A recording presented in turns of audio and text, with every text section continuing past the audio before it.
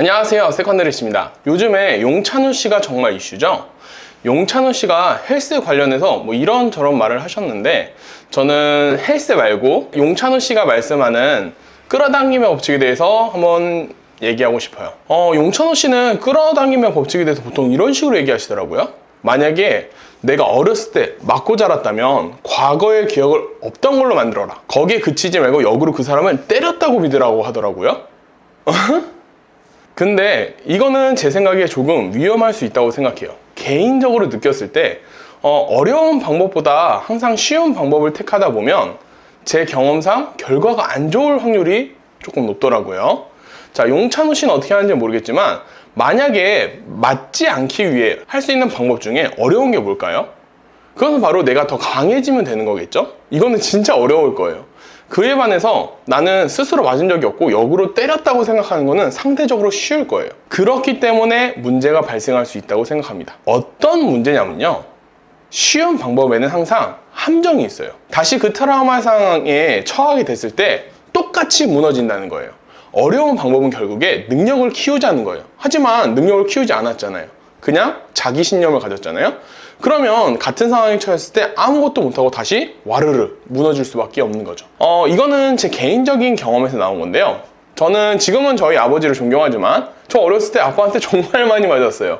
강목으로도 맞고요, 골프채로도 맞고요, 당구채로도 맞아봤어요. 주먹으로도 맞아봤고. 근데 제일 아픈 게 뭔지 아세요? 목검이에요. 검이잖아요.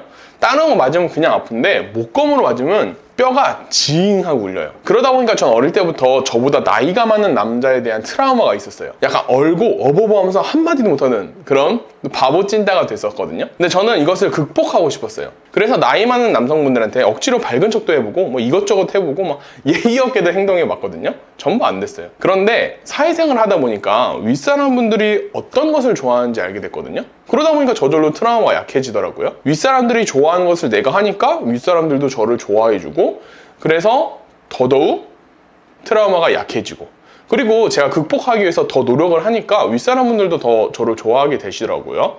물론 모든 분이 저를 좋아할 수는 없겠지만 끌어당김의 법칙은 이런 게 아닐까 싶어요. 내가 원하는 게 있고 원하다 보니 그것과 가까운 행동과 선택들을 하려고 하고, 그러다 보니까 점점 능력이 쌓이는 거죠. 결국 목표도 성취하게 되는 거고요. 그리고 이거는 돈 버는 방법에도 이어집니다. 저는 고졸 출신이에요. 대학교를 가지도 못했어요. 문턱도 밟아보지 못했습니다. 그리고 재수를 넘어서 삼수까지 했는데도 못했어요. 그래서 막 이삿짐이나 택배상하차나 온갖 노가다를 전전했었거든요. 그러면서 취업 못했지만 나는 사업으로 꼭 1,000만 원을 벌 거야, 난 할 수 있어, 막 이렇게 생각을 했어요.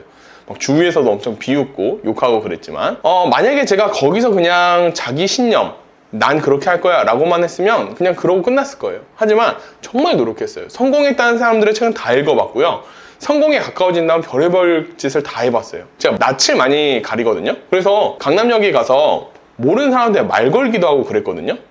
지금 생각하면 민폐긴 한데, 자, 이렇게 하다 보니까 결국에 사업을 하다 보면 마케팅을 배워야 된다는 걸 알았어요. 그래서 무작정 마케팅을 시작했어요.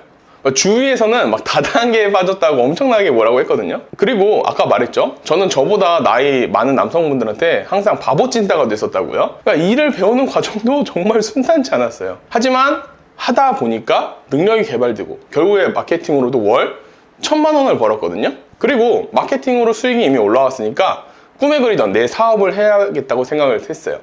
그래서 뭐가 있나 싶었는데 제일 만만한 게 스마트 스토어더라고요. 왜냐면 오프라인 뭐 가게 같은 거는 하다가 망하면 몇 천만 원 깨지잖아요. 그런데 스마트 스토어는 그런 게 전혀 없잖아요. 그래서 시작을 했습니다. 그래서 몇 개월 동안은 정말 한 푼도 못 벌었어요. 하지만 계속 하다 보니까 순수익으로 한 달에 3,000만 원도 벌어봤거든요. 그래서 그 돈을 쌓여서 전 29살에 서울에 제 집 장만도 이뤘고요. 제가 이렇게 이뤘기 때문에 여러분들도 충분히 할 수 있다고 생각합니다. 저는 뭐 고졸 백수잖아요. 고졸 백수인데도 불구하고 월 순수익 1,000만 원 이상을 냈거든요. 근데 여러분들은 직장인 분이시죠? 어떻게 보면 저보다 우월한 존재일 수 있는 거예요. 대학교 가신 분들도 많을 거고, 저는 취업을 못했는데 여러분들은 하셨잖아요. 그러니까 저보다 우월하시니까 더 잘할 수 있겠죠.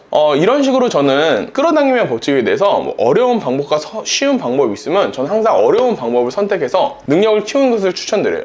저야 이걸 망하면 인생이 망한다 이렇게 생각을 했기 때문에 했지만, 여러분들은 그냥 월급 받으면서 하루 2-3시간 그냥 짬만 내서 하면 리스크 없이 성공을 만들 수 있잖아요. 여러분들은 충분히 가능할 거라고 생각합니다. 자, 오늘은 이렇게 용찬호 씨의 끌어당김의 법칙에 대해서 얘기를 하면서 제가 생각하는 끌어당김의 법칙은 어떠한지에 대해서 얘기를 드렸거든요.